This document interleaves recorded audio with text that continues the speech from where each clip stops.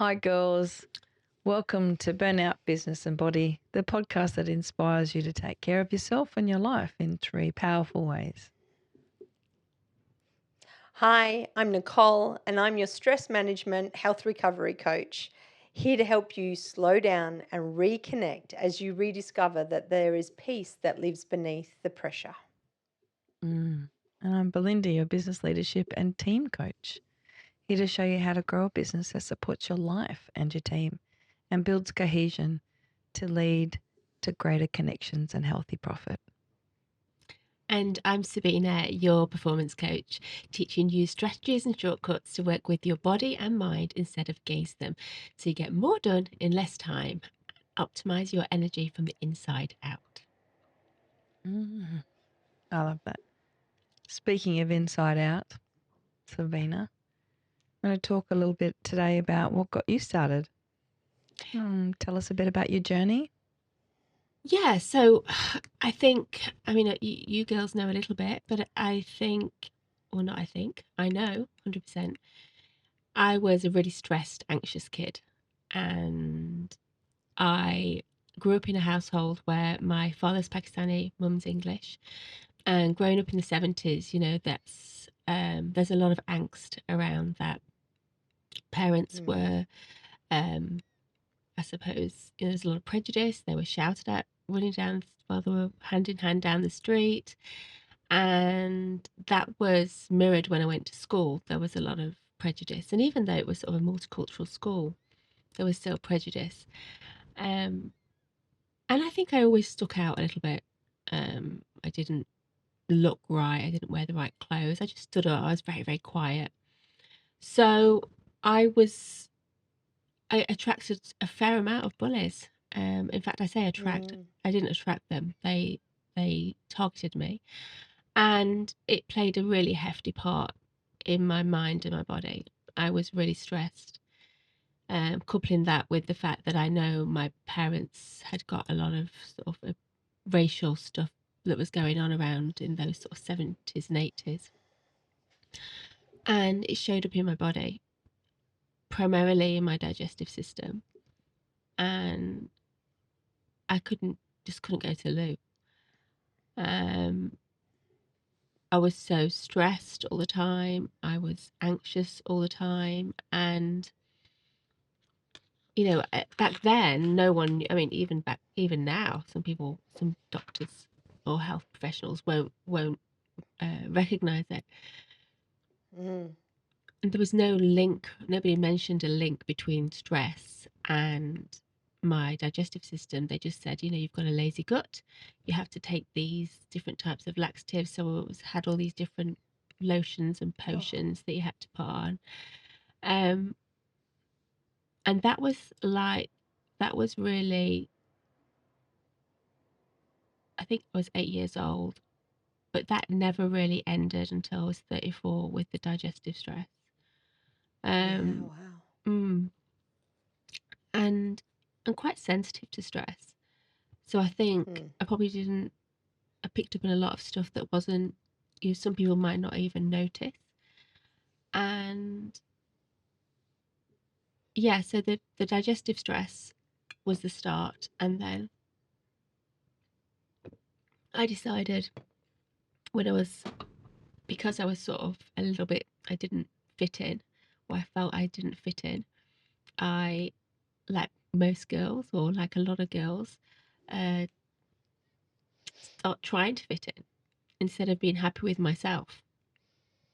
And if there's any mums of daughters or any young girls listening, it's hopefully you have you can take care, you can sort of be happy with yourself, but I certainly wasn't. And I really wish I was. So I just decided to try and be thin. And I thought, well, then that would make people like me. And how I started that making myself thin was basically through different ways of disordered eating, starving myself, and yeah, starving myself and basically binging, but it was all, like we said before, it was all to do with stress. Yeah. Um, And then that stresses the body out as well with the way Correct. And adding more pressure adding to more the scenario. adding more pressure. And Mm. I think, and then, as I got older, the pressures become even heavier. And my expectations on myself, I put so many heavy expectations on myself to perform in a certain way. And when I didn't, I got really pissed. Yeah. And I know Nicole does this a lot, but and I'm trying now, but being kind to yourself, like you're not going to get it right all the time. No. Mm. But I just sort of beat myself up. So, um, you know, to now, my stress management is still a work in progress. I have to have my own toolkit. I've done work with Nicole; it's been fantastic, and I continue to do work with Nicole, and I continue to use my techniques in my toolkit. But I use that toolkit that I've been forced to learn to help other people. Mm. And it's not just about Mm. the stress around you, but it's about the stress that's on your plate. Yeah. I thought for a long time it was, stress is something that is in our environment, but it's not. We have so many different ways of controlling it, and some not so great. So the question, why did I get started? I was a wellness coach. I was a nutrition, I was a physiologist, and I did personal training. It was all around the body and the mind. But it was all in mainly the body. And then as I got older, turning 50 next year, I now realize that the body and mind is basically everything. It's the foundation of Yeah. everything. And you can have everything that you can have so much talent and skill, but if you don't have your body and mind in check, then that skill Yep. and talent can go unrecognized or underexposed. You don't let it out, and you play small. Um, so it's Yeah. basically a what I'm doing now is basically probably wanting to use the tools that I've been forced to learn to help other people so they can learn from what I went through, and also to teach. I think now kids have got more challenges to show them that there is a way out, that it Mm. doesn't have to be hard, that they can work with their body, with their rhythms to actually sort of prevent stress or at least minimize it and reduce it if they're just a little bit deliberate and intentional about it. Mm. That was a long That's spiel, wasn't it? that's amazing. Thank you for That sharing. was perfect. Yeah. That's a Um, an incredible story, Sabina, and thanks for being in this safe space and talking about it. It's a that's a long journey and it's been going on for a great deal of time. So what does it mean to you to do this work now and show up as you do to help people in that space? well, I see so many incredible people, and they have all the ingredients to be have this amazing life, but because maybe they don't have the right tools to use the equipment, is that right? Like Mm. they sort of, they don't have the right keys, should I say, to use the equipment. Um, they miss out, and Mm. all that skill. You can go to university and you can do get all your education. You can get loads of different experience, but if you still haven't made peace with your mind and your body, and you're still working Yeah. against the operating system, it's going to be really hard. It's going to be really hard. And I see it all the time that people are going against their body system and expecting high performance results. And Mm. Mm. it's just not going to happen. It's like a Lamborghini that has, you know, all the bells and whistles, premium prestigious car, but it's going up the motorway the wrong way. It doesn't matter. It's still going to be. It's not going to get there as quick as someone that's going with the flow. So I think if just teaching some skills to people around that and how they actually are in a position to take a little bit of control. I mean, in this room alone, our expertise can help people on so many different levels. And I think, having agents, you have control, you have agency, you can take a little bit of control. You don't have to be at the sort of basically just sort of like at the result of your environment. You can take control. Yeah, and I think that's what's been normalized so much is that with the stresses of the world that we live in, our day to day stresses, our family situations, whatever is going on, there's so many. And sorry, and there, sorry about that, girls. Just went for a It's all slide. good. Oh, look, you're human. It's so cool. Oh, yes, I'm not a robot. um, and so it affects the body, as you say, like in it, but then how are we expected to rise out of that if we don't have the tools or the knowledge?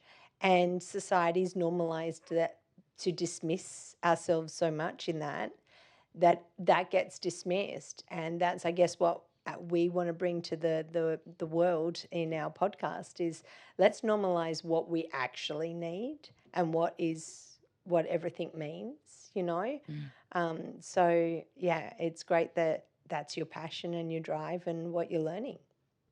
Well, I think, I have this saying I think of, I don't know if I've told you, but sometimes when things are going a little bit shitty and I have, I think, what if God was giving me all these obstacles and they're actually gifts, that they're gifts, but they're wrapped up in sort of, ugly paper.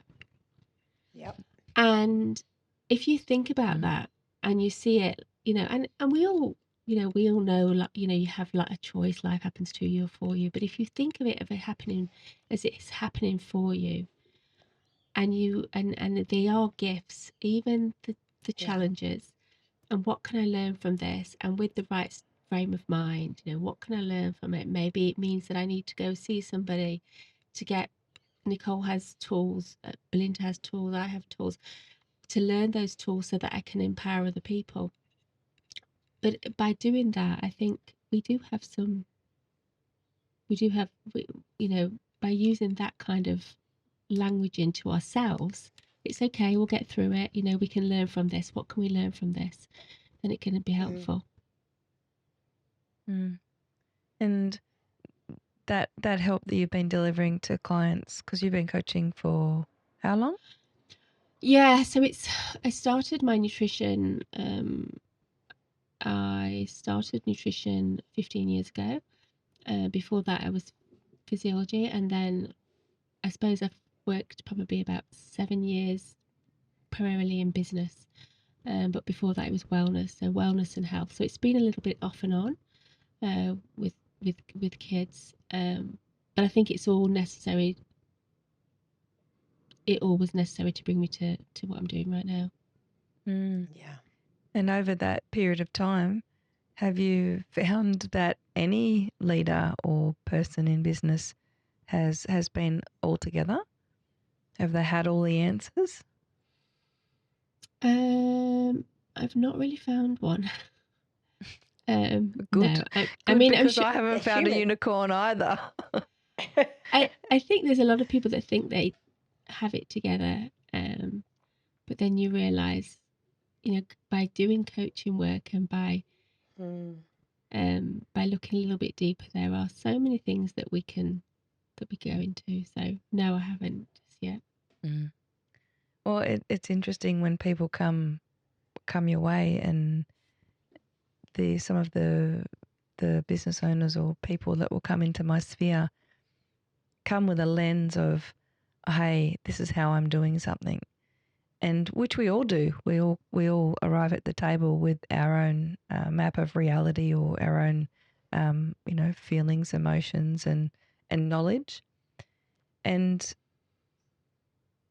what I have learned after speaking with you ladies and spending that time is how much more the body absorbs. It takes on more. And I've always talked about, success leaves clues. And so if we're feeling successful, then we're generally eating right, telling ourselves the right things, and having a healthy mindset.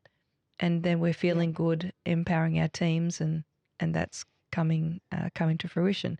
I would talk a lot about mindset with leaders, and really why I haven't been able to be as successful as I'd like to be is probably because of the other elements.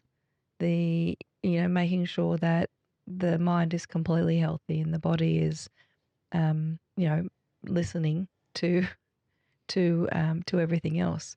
And so if the body is leaving these clues behind, what work are you doing to help people fix that, to switch it around?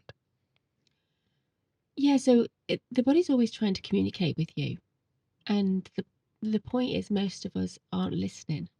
And I've definitely been definitely been guilty of La this. la la la la. Yeah. Yeah, and it's easy just to pop a pill Mm. and sort of like quieten it down a little bit, quieten it down a bit, and then it sort of speaks up again, and your body sort of, you've got a pain or an ache there, and you it just and then it gets a bit louder and louder, and it's just like a kid. Like, it wants your attention. It's trying to communicate something, that something's not right, and Yep. you're not listening. And so it's got no, what does it do? So it gets louder and louder until, it's sometimes too late, or you've got so far down, it's really hard to rectify it. So I think just having, just being curious, asking yourself a question. If you're not feeling right, ask yourself, a couple of, have like a little bit of a Q&A with it, right? How, I mean, this is Nicole's area of expertise, but how am I feeling? What have I been giving to my body? What have I been exposing it to? What's going on in my life? All those things. What is my body trying to tell me? And if you've got a headache, for example, we think, oh, it's very now, it's now normal just to, like you said, Nicole, we normalize it. Just take a pill. Not, oh, well, maybe we're dehydrated, or maybe we've been sitting in front of the screen for too long. We don't ask the question, why have we got the headache? There's a reason, and the body's Yep. telling us a reason. So just start getting curious about why is it? What's going on? Your body's like your body's your best friend. It wants everything for you, but it can't. It needs support. Wow. If only we looked at it like that, like, this is my BFF. Mm-hmm. Yeah. I was thinking the BFF is external. What if we were our own BFFs? That's pretty cool. I'm going to write that down. Well, I mean, the reality is we're all mums Mm. here. So when our children are sick, we do everything to get them well. We feed them the nourishing foods. You'd probably go several more trips to get what you need and keep it all up. But as mums too, but I see it more and more in everybody. It's not limited at all by any means by mothers, but we do tend to. Most people are looking outside to what they can do, not internally, and so they dismiss themselves so much that they don't realize that how stressed they are or what burnout looks like, because that's just what they've been living, and that their body is keeping the score. And, that's where it all ties in. So, becoming our own best friend and looking at our body as this incredible vessel that gets us through, you know, the day, the weeks, the months, it's all tied in. It's, the mind and the body is just, it's almost like one, really, because what you're thinking, you're feeling, and what you're feeling, you're thinking. So 100%. the body hears and sees it all. Yeah. So, yeah. Yeah. Wow. I think I And what was can your, tie. Sorry, go. no, Yeah. you go for it. Can we just stay on the BFF moment for a second? I was just Yeah. thinking about when Sabina had said, your own best friend. Imagine if we got to work and we're a leader and we've got to run our business or run a team. Imagine if we, instead of feeling alone, and a lot of leaders who, have significant positions often say, hey, it's a bit lonely when I get there, when I get to the top, or I've got this elevated position because I'm the only person doing it and I'm feeling isolated. What if we got there and realized that we were actually really with our own BFF and we weren't alone at all, that we were with ourselves Yeah. and we've got our own back and we can Yeah. talk to ourselves to get the messaging that we need. And we can talk to people like you beautiful ladies in this room to to get me where I need to get to, and so I don't feel so alone. I've really never thought about it like this. But being your own best friend and not feeling alone because you've got yourself Mm-hmm. and you can count on yourself Yeah. to give your body what it needs, it's like almost an antidote. It's like an answer. Yeah, it's Look, and it sounds great. very easy when you put it that way, and it's definitely the guide. But Sabina will probably agree with me on this. It is a bit of a journey because there's that belief in yourself and the self trust. So just because the outside world says this, that doesn't mean you feel that within you, Yeah. and you got to get there, don't you? So Yep. yeah. And Sabina, what brought you to coaching? Like, what made you want to come into coaching? So I wanted to be a doctor. Well, sorry, my dad Mm-hmm. wanted me to be a doctor. Sorry, Dad. And Pakistanis, that's what you do. You're a doctor or a lawyer. And so that's why I went to uni to do physiology, and it happened to be that I absolutely loved it. Specialised in nerves and brain, and then after that, I just continued to go around that health way. I had a personal training business when I lived in the UK, but it had always been in health. And then after I'd had kids, after my first child, I needed something, and I never even knew it existed, but there was this nutrition that I could do, and there was, all these different health coaching things and the qualifications. And so, when you've got a kid, you sometimes need something to occupy your mind. I wasn't really working, so I did that. I did the nutrition. So, and then after nutrition, I did sort of mind management and NLP and um, different coaching methods, so timeline therapy. And I realized that then really that was the linking point, that it was I was realizing that the neuroscience, like the mind and the body, were completely as one.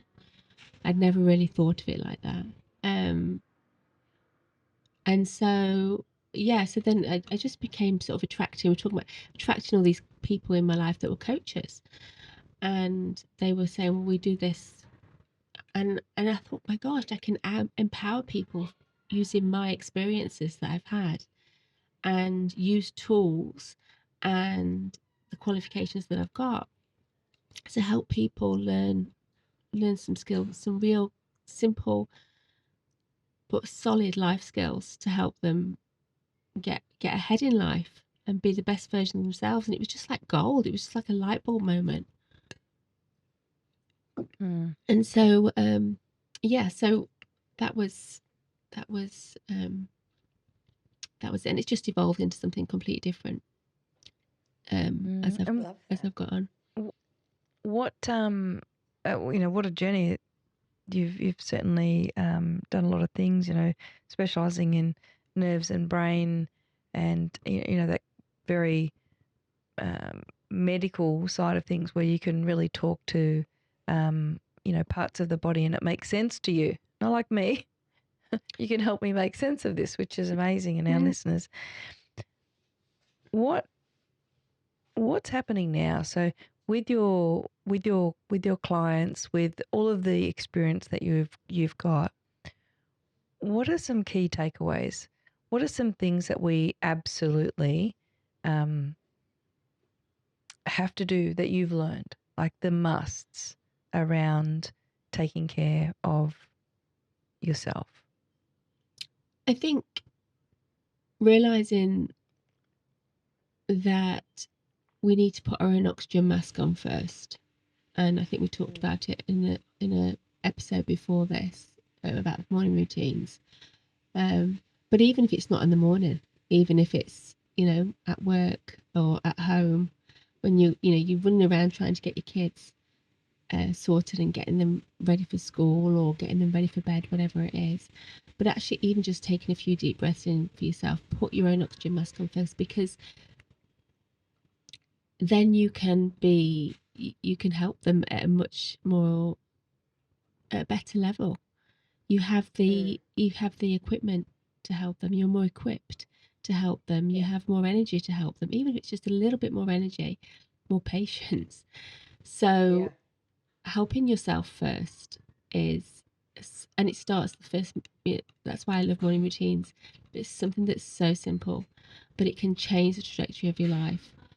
And I seriously mean that. It's like a big, bold statement, but it's so true. So just putting your own oxygen mask on first and taking care of you first. And I had a conversation actually with my mum about it, because I think there's that old school as well, is we should put others first. And I used to always do that. And I think I still do to an extent in some areas, but I try and watch myself. And even when, you're invited out, ask yourself first, is this what I want? Do I actually want to go out? Like, or is it just going to drain me? Like, is it going to drain my energy so that I haven't got enough for me? So I haven't got enough for my family. So I haven't got enough for the next day. I'm completely screwed, and actually putting yourself first. Healthy boundaries, setting healthy boundaries. Setting healthy boundaries and not being, and giving yourself permission to do that. I give you permission to do it. I mean, us girls give you permission to do it, but just actually, and being okay with it. I give myself permission to put myself first. Just in the, I mean, obviously, when there's, emergencies and everything, we're all adults. We know when to draw a line, but but in the majority of times, put yourself first and stop thinking about other people. Important. Yeah, and that saying, do unto others as you would like others to do unto you, and what your mum had said, just touching back on that, I did that myself. It got labelled as a people pleaser. And I did that extremely well. I did that above and beyond. And it's my journey back, and it sounds very similar to yours in that respect, is that it's the overflow that we can give from, not the well of us. And so if we haven't been filling ourselves up, we can't give, and that's what we're doing. That's what society is doing, is just constantly giving from the well, and it's not, we can't sustain that.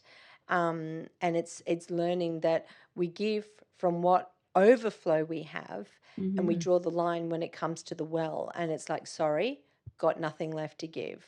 I get to choose me in this moment, but we are always trying to appease people or saying yes for that or whatever. And, we've got to learn that it is okay, as you've said, just to reiterate it, because I feel it's a really important point, is giving ourselves permission to choose our needs too. We have needs, and we have to advocate for ourselves and do that, because no one's going to put a boundary in for you, and no one's going to advocate for you over them.